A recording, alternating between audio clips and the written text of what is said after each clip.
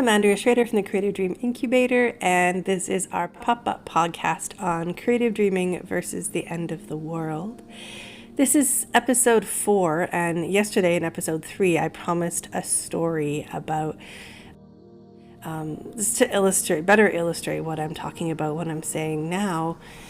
As you go deeper into this issue of what's going on with how do we make space for our dreams when there's so much happening in the world, and how actually when you go really deep into the questions, you start to see that the work is the same, that pursuing your dreams and your purpose and being who you really are is a part of helping the world.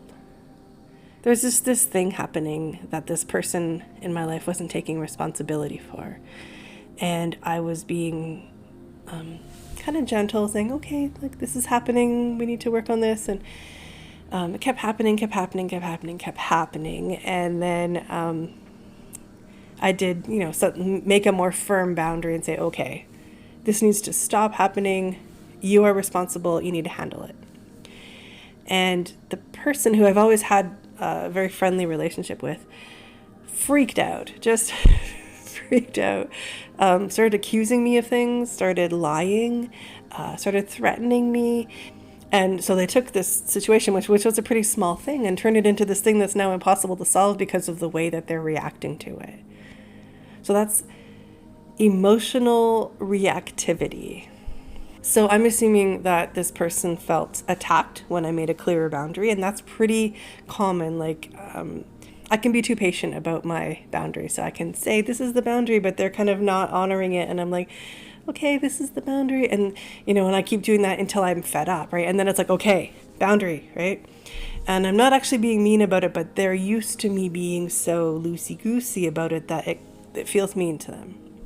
So I'm assuming that this person felt attacked by me making the clear boundary. That triggers things based on stuff that has nothing to do with the current situation. And so that would be probably what fueled the behavior that they did and kind of making it impossible to solve the situation because now they're creating a tornado of other things, right? So that's how emotional reactivity works. And we all do this in different ways in different parts of our lives. So I'm illustrating the story of someone else doing it to me where it was like really obvious. And so it's something that happened to me recently. So I've been really like noticing it and being kind of curious, like, this person's always been really kind. Like, this is just such a weird reaction, but it's not that weird because this is what humans do. So that's reacting out of the feeling you're having about the thing. So the thing, whatever the thing is that happens, and then we all have feelings about things. And then if you let those feelings run the show, now you are reactive, right? Instead, if you make some time, sit with your feeling, process it. Most difficult feelings have a gift or a lesson in them. If you receive that gift or lesson, now you're much more connected to your inner truth. And you're also probably more connected to your inner power, your inner creativity, your inner gifts, all of it. All of it. Working through any shitty situation puts you more in touch with all of that. And if you react from that inner truth, now you can actually react in a much different way. You can easily solve situations. And that's also the energy that moves you towards your dream.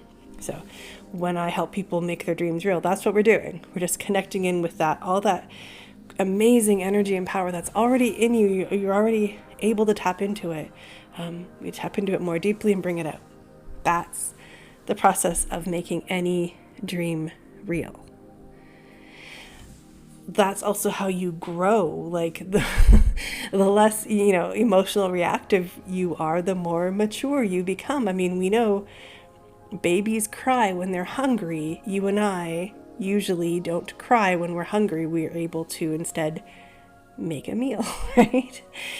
So in that way, we can become more powerful in how we react to everything. So Dreamwork is about learning to be more powerful in how you're reacting to everything in your personal life.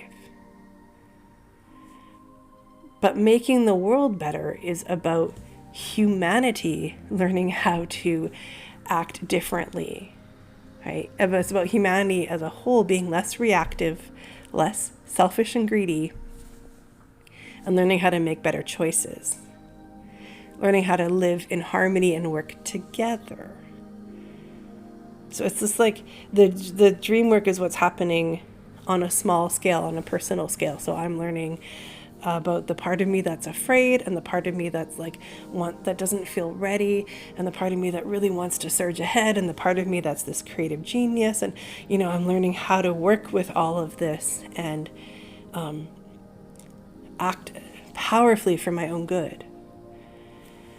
And on a larger scale, this is what humanity is learning how to do, how to react, how to act powerfully for everyone's good. So in that way, the deeper I go into the dream work, the more it feels like creative dreaming and fixing the problems in the world are the same process. And that the more, also, I will stop right there and admit a part of me feels very uncomfortable, because there's a lot of people doing a lot of spiritual bypass who are going to say the same thing, who are going to say, oh dear, no, just stay on track because the world needs your purpose. The world needs your light. Right? And so I'm not saying that. I'm saying we do need to do the inner work, and actually we need to be present with the most painful parts of what's happening in the world. And the only way to be present with all of that is via emotional maturity, to have the maturity to be able to sit with what's actually happening in the world. That is where we uncover the real power to be able to create change. That's why I think the spiritual bypass people are quite wrong, because if you need to stay in that positive place and ignore and not see what's happening in the world and don't get caught up in that, don't get political, you're really disconnected from your own power.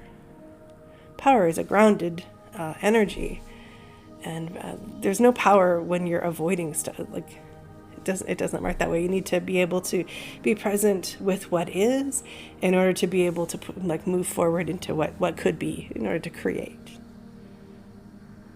So there's a real difference between let's just spiritual bypass everything and pretend everything's good, and let's be willing to sit with the pain of what's happening all around the world right now.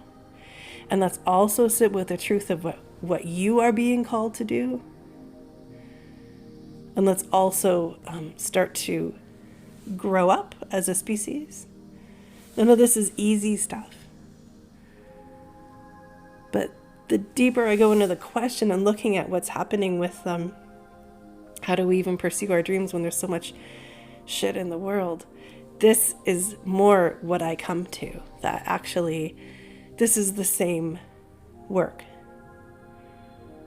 And that the more you're able to be present with what's happening in the world right now, while also being present with your own dreams, you actually can find ways. I believe we can all see ways that our dreams can actually contribute more to making the world better. I think that is what we're being called towards.